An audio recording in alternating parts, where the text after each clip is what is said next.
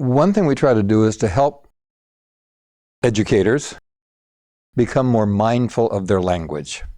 And when I say mindful of their language, in other words, they pay attention to their intention. What is the intent of my language? And for teachers, for example, part of the intent is to engage students at higher levels of thinking. And so they're going to want to pay attention to the questions that they ask. Now, teachers ask a lot of questions, and sometimes they don't really think about the question that they're asking, the intent of it, and what effect it's going to have on kids.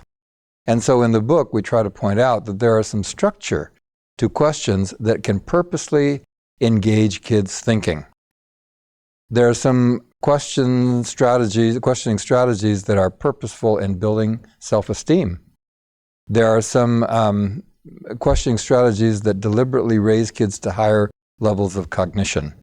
And so in the book, we try to spell that out. There's a chapter in the book that spells that out so that teachers can become more mindful when they formulate a question and ask a question, because it has intention behind it and it is linguistically structured to engage and to really transform kids' thinking. Two things happen. One is that students become more challenged. They become more engaged because the question is more provocative to them and of interest to them, and they're related to them.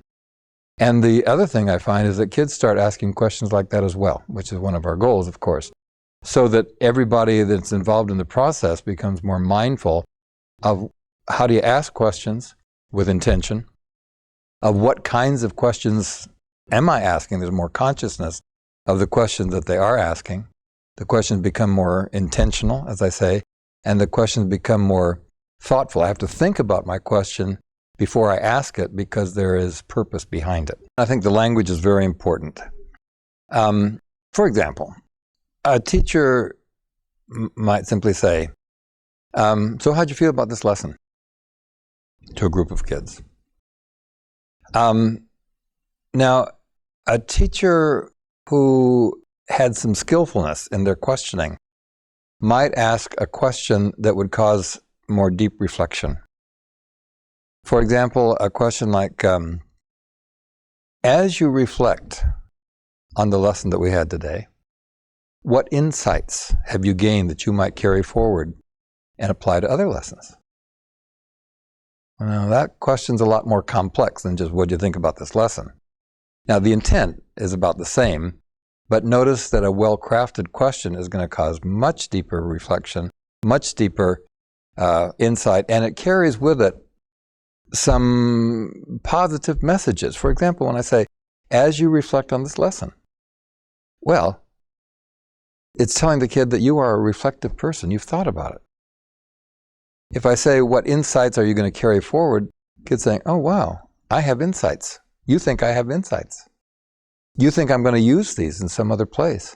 And notice that you're building a very positive affirmation that says, you are an insightful person, you are a mindful person, you are a reflective person, you are a person who carries forth ideas and uses them.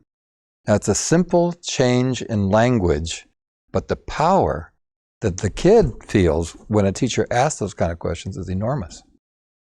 And so being mindful of the kinds of questions that we ask to make sure that they are positively intended, that they are true inquiries rather than just idle questions, and that they are going to engage some higher level kind of thinking. Teachers can do that. And the distinction between a skillful teacher and a casual teacher is rather profound.